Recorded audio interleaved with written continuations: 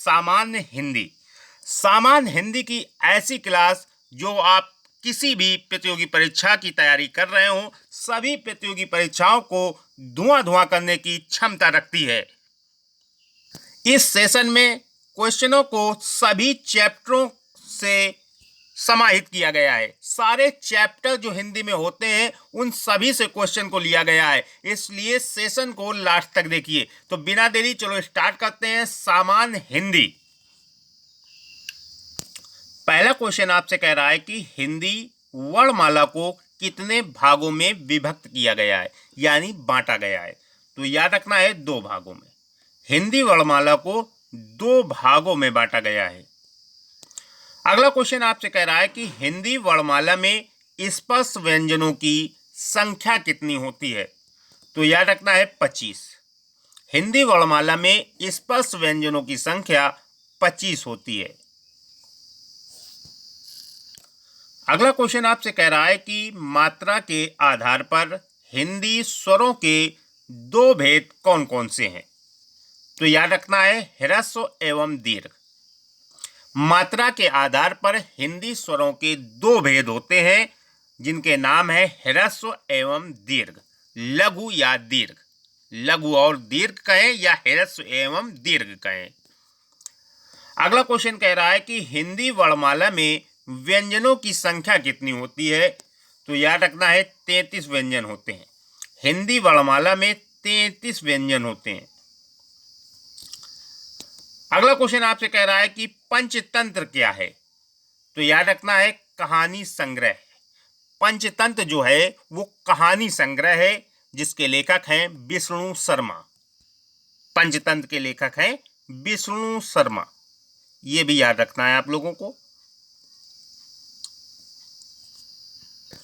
अगला क्वेश्चन कह रहा है इंदिरापति किसे कहा जाता है। तो याद रखना है विष्णु को। इंदिरापति जो है वो विष्णु को कहा जाता है।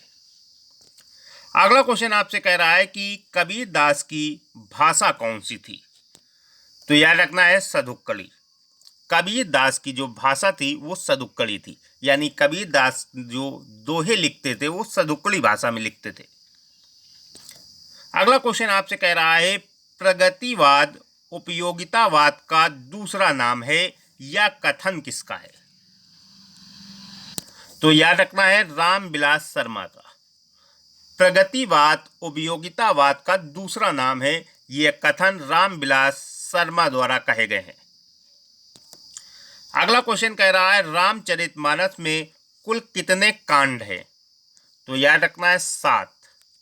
रामचरितमानस में कुल 7 कांड दिए हुए हैं, 7।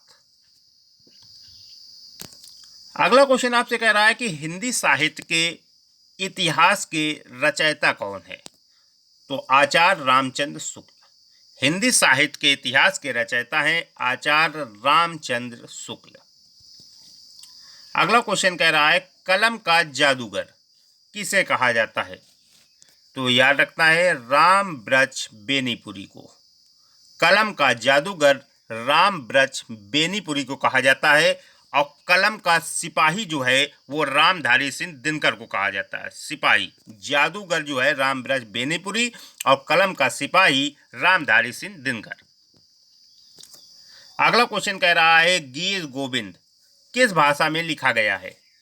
तो याद रखना है संस्कृत भाषा में। गीत गोविंद जो है वो जयदेव की रचना है, ये संस्कृत भाषा में लिखी गई है, संस्कृत। इसके रचयिता हैं जयदेव। अगला क्वेश्चन आपसे कह रहा है किसे लोक नायक कहा जाता है।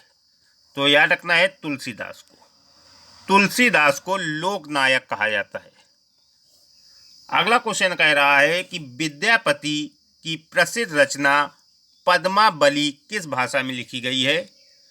तो मैथिली भाषा में लिखी गई है। विद्यापति की जो प्रसिद्ध रचना पद्मावली है वो मैथिली भाषा में लिखी गई है। अगला क्वेश्चन कह रहा है जाटू जो है वो किस बोली का उपनाम है। तो याद रखना है बांगरू बोली का। जाटू जो है वो बांगरू बोली का उपनाम है। अगला क्वेश्चन कह रहा है हिंदी का पहला नाटक कौन सा था। तो याद रखना है नहुस। हिंदी के पहले नाटक का नाम है नहुस। अगला क्वेश्चन कह रहा है रामायण और महाभारत आदि ग्रंथ कौन सी भाषा में लिखे गए हैं? तो याद रखना है आर्य भाषा में। रामायण महाभारत जो लिखा गया है उनकी भाषा आर्य भाषा है। अगला क्वेश्चन कह रहा है देवनागरी लिपि किस लिपि का विकसित रूप है? तो याद रखना है ब्राह्मी लिपि का। देवनागरी जो है वो ब्राह्मी लिपि का विकसित रूप है। अगला क्वेश्चन आपसे कह रहा है कि हिंदी की विशिष्ट बोली ब्रज भाषा किस रूप में सबसे अधिक प्रसिद्ध है? तो याद रखना है काव्य भाषा के रूप में। हिंदी की जो विशिष्ट बोली ब्रज भाषा है वो काव्य भाषा के रूप में सबसे अधिक जानी जाती है, सबसे अधिक प्रसिद्ध है। अगला क्वेश्चन कह रहा है कि हिंदी मानक वर्णमाला में कुल कितने वर्ण हैं? तो याद रखना है 52 वर्ण। हिंदी मानक वर्णमाला में 52 वर्ण हैं, 52 है, 52। अगला कह रहा है कि अंतःस्थ व्यंजन की संख्या कितनी होती है? तो 4 होते हैं अंतःस्थ व्यंजन। इनके नाम है या, रा, ला और वा। ये अंतःस्थ व्यंजन है। अगला क्वेश्चन कह रहा है कि स्वरों की संख्या कितनी मानी गई है? तो याद रखना है 11 स्वर हैं, 11 स्वर होते हैं। अगला क्वेश्चन कह रहा है आपसे हिंदी शब्द की व्युत्पत्ति कहाँ से हुई है? तो याद रखना है सिंधु से। हिंदी शब्द की उत्पत्ति सिंधु से हुई है। अगला क्वेश्चन आपसे कह रहा है कि संविधान की 8वीं अनुसूची में उल्लेखित जो भारतीय भाषाएं हैं उनकी संख्या कितनी है? तो याद रखना है 22 भाषाओं का उल्लेख है संविधान की 8वीं अनुसूची में। अगला क्वेश्चन कह रहा है वर्तमान हिंदी का प्रचलित रूप क्या है? तो याद रखना है खड़ी बोली। वर्तमान में जो हिंदी भाषा बोली जाती है उसका प्रचलित रूप है खड़ी बोली। अगला क्वेश्चन आपसे कह रहा है हिंदी साहित्य सम्मेलन प्रयाग की स्थापना कब हुई थी? तो याद रखना है 1910 में। हिंदी साहित्य सम्मेलन प्रयाग की स्थापना 1910 में की गई थी। अगला क्वेश्चन कह रहा है संविधान की 8वीं अनुसूची में उल्लेखित भारतीय भाषाओं की संख्या कितनी है? दोबारा आ गया, ये 22 भाषाएं हैं। अगला क्वेश्चन कह रहा है आपसे बोलने वालों की संख्या की दृष्टि से हिंदी जो है वो विश्व में कौन सा स्थान है उसका? तो याद रखना है तीसरा। हिंदी जो है तीसरे स्थान पे है विश्व में, सबसे ज्यादा बोली जाने वाली भाषा है ये, तीसरे नंबर पे। अगला क्वेश्चन आपसे कह रहा है कि हिंदी भाषा का संबंध किस लिपि से है? तो याद रखना है देवनागरी लिपि से। हिंदी भाषा का संबंध देवनागरी लिपि से है। अगला क्वेश्चन कह रहा है भाषा को कितने भागों में बांटा गया है? तो याद रखना है भाषा को 2 भागों में बांटा गया है। पहला है लिखित भाषा, दूसरा है मौखिक भाषा। हिंदी भाषा को जो है 2 भागों में बांटा गया है। एक का नाम है लिखित भाषा, दूसरे का नाम है मौखिक भाषा। अगला क्वेश्चन कह रहा है भाषा शब्द की उत्पत्ति कहाँ से हुई है? तो याद रखना है भाषा शब्द की उत्पत्ति संस्कृत की भाष धातु से हुई है। भाष धातु से हुई है भाषा शब्द की उत्पत्ति। अगला क्वेश्चन कह रहा है कवि नरेंद्र शर्मा ने राष्ट्रपिता महात्मा गांधी के निधन से प्रभावित होकर कौन सी रचना की थी? तो याद रखना है रक्त चंदन की रचना। कवि नरेंद्र शर्मा द्वारा रचित ये रचना है रक्त चंदन की रचना। इन्होंने राष्ट्रपिता महात्मा गांधी के निधन से प्रभावित होकर ये रचना की थी। कवि नरेंद्र शर्मा ने रक्त चंदन की रचना। अगला क्वेश्चन आपसे कह रहा है नाट्य शास्त्रकारों द्वारा असामान्य रस कौन सा है? तो याद रखना है बीभत्स रस। नाट्य शास्त्रकारों द्वारा जो असामान्य रस है यानी असामान्य है उसका नाम है बीभत्स रस। अगला क्वेश्चन आपसे कह रहा है कि काव्य शास्त्र का प्राचीन नाम क्या है? तो याद रखना है अलंकार शास्त्र। काव्य शास्त्र का प्राचीन नाम यानी पुराना नाम है अलंकार शास्त्र। अगला क्वेश्चन आपसे कह रहा है कि रीति संप्रदाय के संस्थापक कौन है? तो याद रखना है आचार्य वामन। रीति संप्रदाय के संस्थापक का नाम है आचार्य वामन। अगला क्वेश्चन आपसे कह रहा है कि हिंदी में काव्य शास्त्र के प्रथम आचार्य कौन है? तो याद रखना है केशवदास। हिंदी में काव्य शास्त्र के प्रथम आचार्य का नाम है केशवदास। इन्हें कठिन काव्य का प्रेत भी कहा जाता है। अगला क्वेश्चन कह रहा है साहित्य शब्द किस शब्द से बना है? तो याद रखना है साहित्य शब्द की उत्पत्ति सहित शब्द से हुई है, सहित। अगला क्वेश्चन कह रहा है कि हिंदी साहित्य में जीवनी साहित्य का प्रारंभ कौन से युग में हुआ? तो याद रखना है भारतेंदु युग में। हिंदी साहित्य में जीवनी साहित्य का जो प्रारंभ हुआ है वो भारतेंदु युग में हुआ है। अगला क्वेश्चन आपसे कह रहा है कि हिंदी भाषा और साहित्य के लेखक कौन है? तो याद रखना है श्याम सुंदर दास। हिंदी भाषा और साहित्य के लेखक का नाम है श्याम सुंदर दास। अगला क्वेश्चन कह रहा है मनुष्य एक सामाजिक प्राणी है, या कथन किसका है? तो याद रखना है अरस्तु का। मनुष्य एक सामाजिक प्राणी है, या जो कथन है वो अरस्तु है।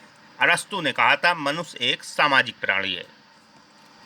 अगला क्वेश्चन कह रहा है चंपू किसे कहते हैं?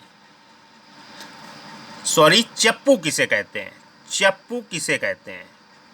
तो याद रखना है गद्य और पद की मिश्रित रचनाओं को कहते हैं। चप्पू जो है वो गद्य और पद की मिश्रित रचनाओं को बोला जाता है चप्पू।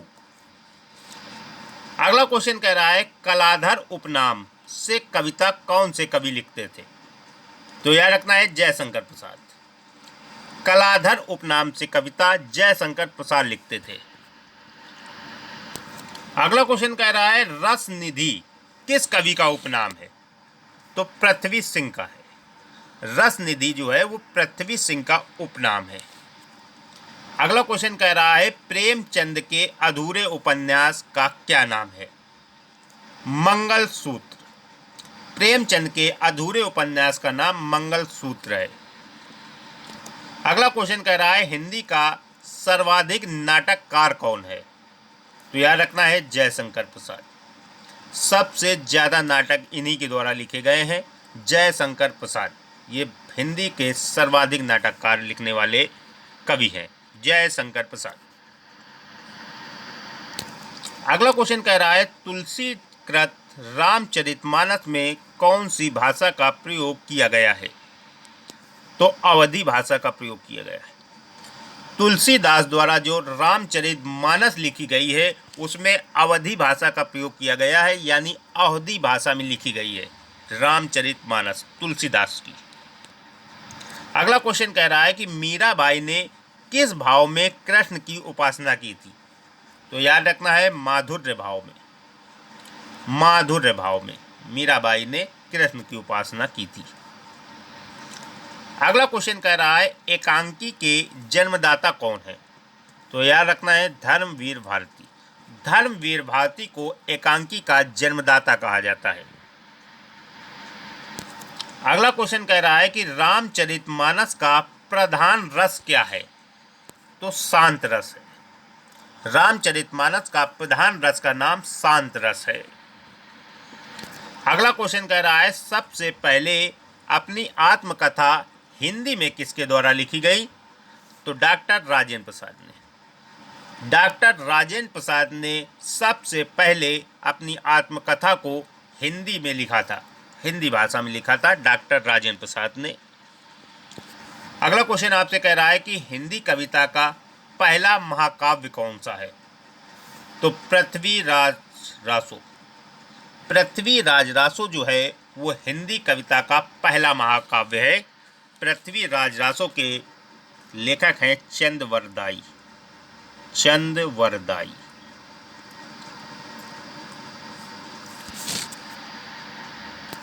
अगला क्वेश्चन कह रहा है हिंदी के सर्वप्रथम प्रकाशित पत्र का क्या नाम है? तो याद रखना है उदयन मार्तंड।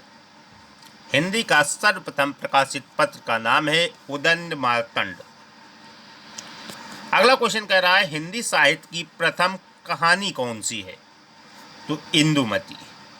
हिंदी साहित्य की प्रथम कहानी का नाम इंदुमती है। अगला क्वेश्चन कह रहा है कि आंचलिक रचनाएं किससे संबंधित होती हैं? तो याद रखना है क्षेत्र विशेष से। अगला क्वेश्चन कह रहा है कि हिंदी गद्य का जन्मदाता किसको माना जाता है? तो भारतेंदु हरिश्चंद्र को। भारतेंदु हरिश्चंद्र को हिंदी गद्य का जन्मदाता माना जाता है। अगला क्वेश्चन कह रहा है कि कबीर किसके शिष्य थे? तो रामानंद के। कबीर दास जो थे वो रामानंद के शिष्य थे। अगला क्वेश्चन कह रहा है बिहारी ने क्या लिखे हैं? तो याद रखना है दोहे लिखे हैं। बिहारी दास ने सबसे ज्यादा दोहे लिखे हैं, दोहे।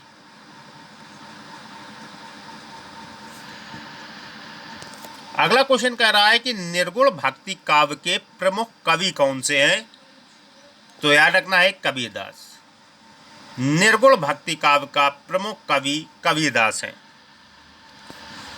अगला क्वेश्चन कह रहा है किस युग को आधुनिक हिंदी कविता का सिंह द्वार कहा जाता है? तो भारतेंदु युग को। भारतेंदु युग को आधुनिक हिंदी कविता का सिंह द्वार कहा जाता है। अगला क्वेश्चन कह रहा है अन्वय में कौन सी संधि है? तो याद रखना है गुण संधि है। अन्वय में गुण संधि है। अगला क्वेश्चन कह रहा है कि आधुनिक काल का समय कब से माना जाता है? तो याद रखना है 1900 से अब तक। आधुनिक काल का जो समय है वो 1900 से अब तक का जो समय है वो आधुनिक काल का समय है। अगला क्वेश्चन कह रहा है हिंदी का आदि कवि किसे माना जाता है? तो याद रखना है स्वयंभू को। हिंदी का आदि कवि स्वयंभू को कहा जाता है। अगला क्वेश्चन कह रहा है कि किस काल को स्वर्ण काल कहा जाता है? तो याद रखना है भक्ति काल को। भक्ति काल को स्वर्ण काल कहा जाता है। अगला क्वेश्चन आपसे कह रहा है कि चयन, ये चयन जो शब्द लिखा है इसमें कौन सी संधि है? तो याद रखना है अयाधि संधि है। चयन में अयाधि संधि है। ये संधियां कैसे निकलेंगी, कैसे होंगी, इस पर भी आने वाले समय में आपको एक वीडियो जरूर मिलेगा संधि पे। उससे आप पता लगा सकते हैं, ट्रिक के द्वारा वो वीडियो आप तक पहुंचाया जाएगा तो आप पता लगा सकते हैं कि कौन से शब्द में कौन सी संधि है।